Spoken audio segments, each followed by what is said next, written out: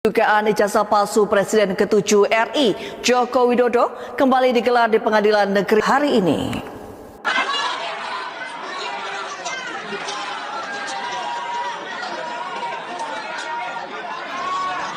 Sidang belum selesai. Sebagai Jokowi dan anak-anaknya masih terima pensiun dari negara ini, rakyat Indonesia berhak untuk menanyakan ijazahnya. Benar atau tidak salah? Karena itu modal dasar untuk menikmati fasilitas negara atas nama rakyat. Mungkin Dewan Pengawas dan Antara juga ya? Iya.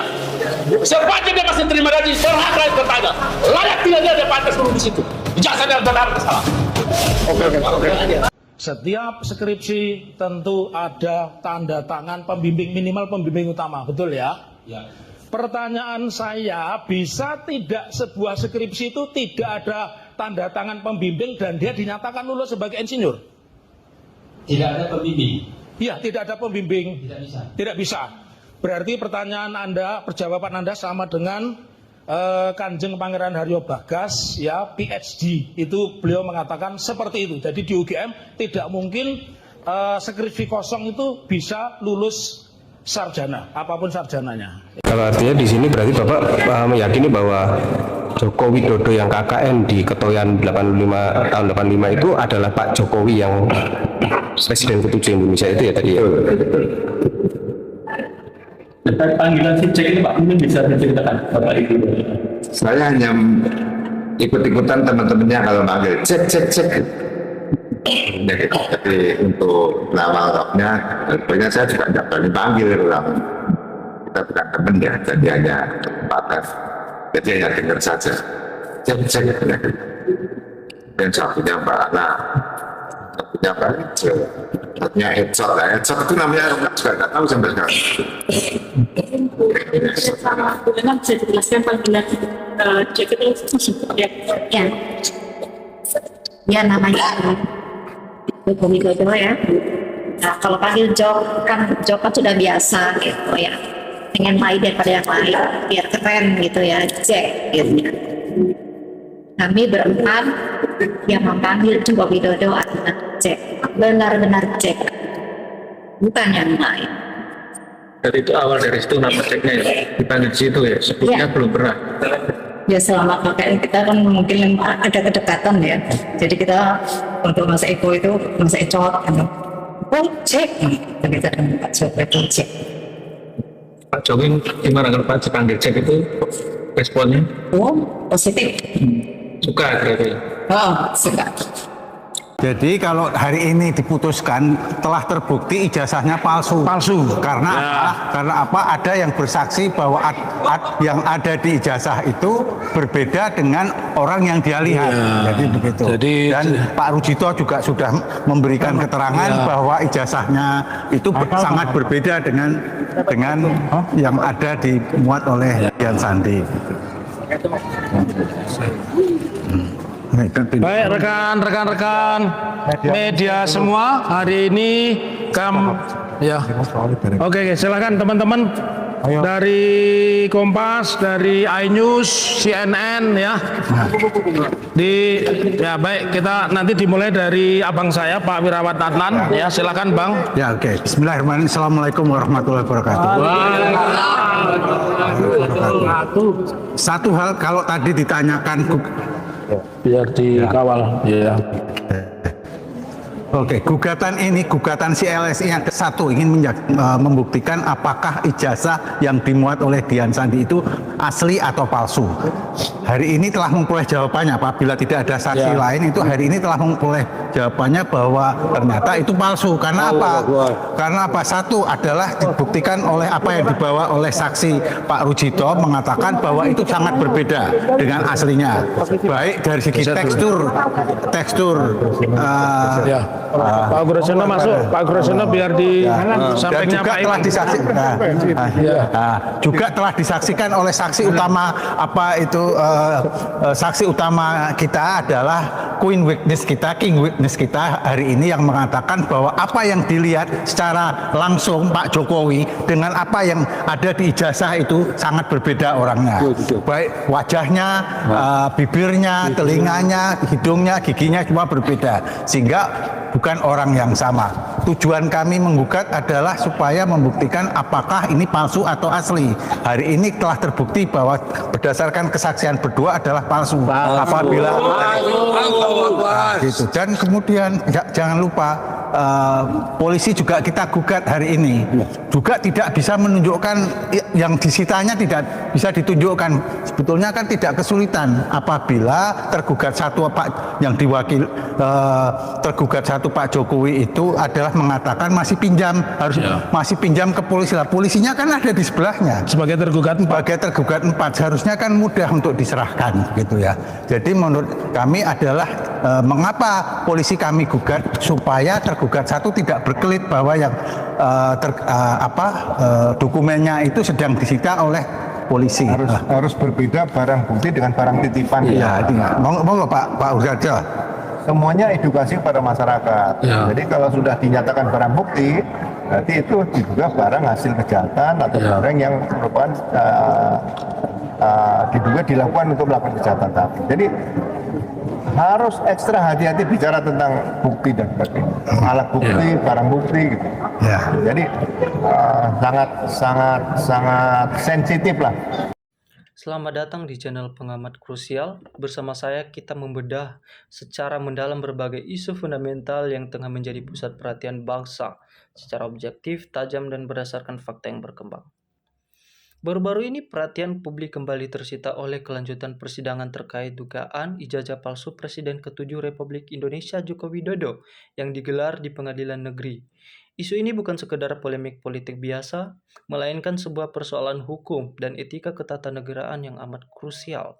Mengapa demikian? Karena kredibilitas seorang pemimpin tertinggi negara dipertaruhkan di sini. Masyarakat memiliki hak konstitusional hukum untuk mendapatkan kejelasan benderang. Dalam dinamika persidangan terbaru, situasi semakin menarik ketika beberapa saksi dan ahli memberikan keterangan di hadapan majelis hakim. Salah satu poin yang menjadi sorotan tajam adalah pembahasan mengenai mekanisme kelulusan akademis, khususnya terkait keabsahan proses penandatangan skripsi.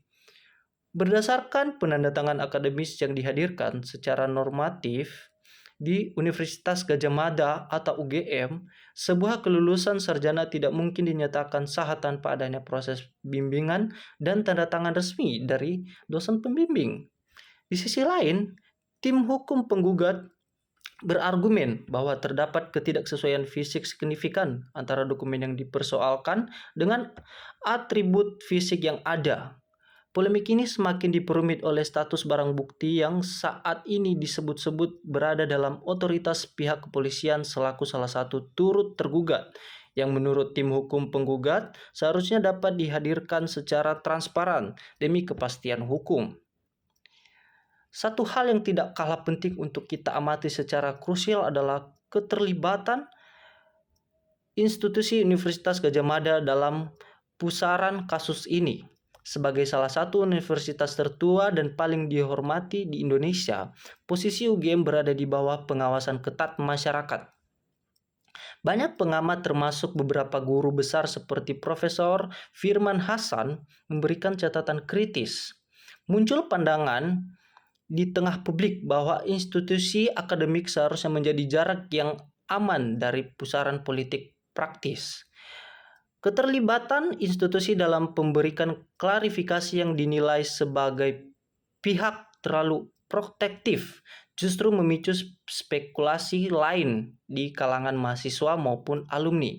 Menjaga independensi dan integritas akademik adalah harga mati agar marwah dunia pendidikan kita tidak tergradasi oleh kepentingan elektoral maupun politik kekuasaan. Melihat peliknya kasus ini, tidak heran jika ruang digital kita dipenuhi oleh berbagai reaksi dari masyarakat.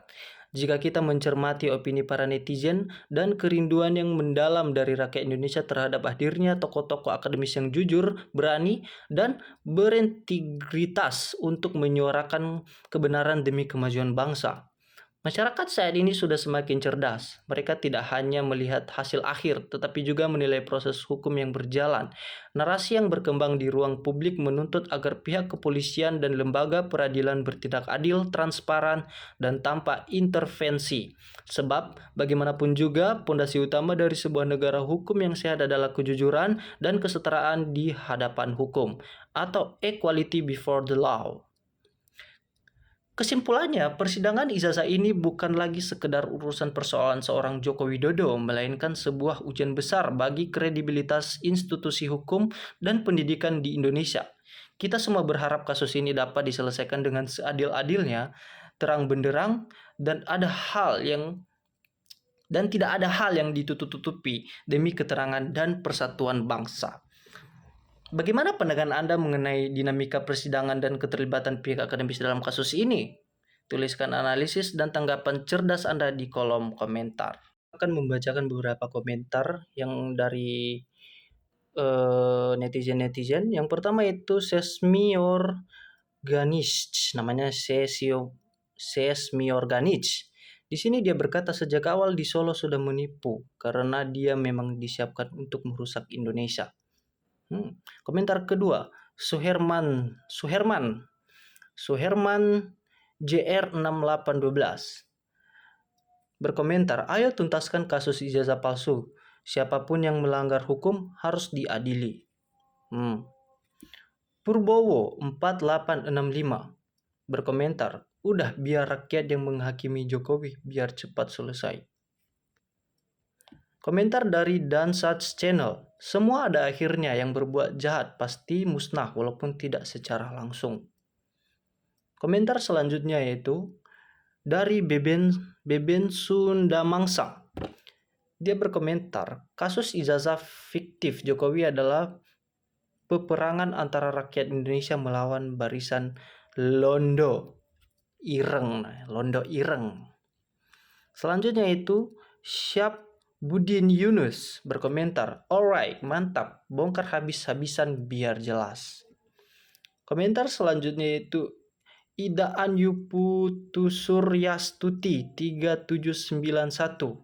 Dia berkomentar, saksi palsu bisa diperkarakan dong. Saksi palsu bisa diperkarakan dong gitu. Selanjutnya itu Riphiebat Joeri 3413. Dia berkomentar, ya Allah tolonglah orang-orang yang berjuang demi kebenaran. Komentar selanjutnya yaitu Antik Termul TV 2045, mantap keributan di sidang. Komentar selanjutnya yaitu Taman Rosyid Y5H, tim pembela Roy Suryo DKK adalah pembela kebenaran, pembela tim Termul adalah pembela bayaran. Selanjutnya yaitu dari Anjar Sumirat 9G9C. Yang paling menanggung dosa itu mereka yang tahu kebohongan tapi pura-pura tidak tahu. Dari Rossi 2006 W4S. Semoga Allah menunjukkan kebenarannya. Dari Bang Ager 6854, bermanuverlah kalian bertolong-menolong dalam kebohongan.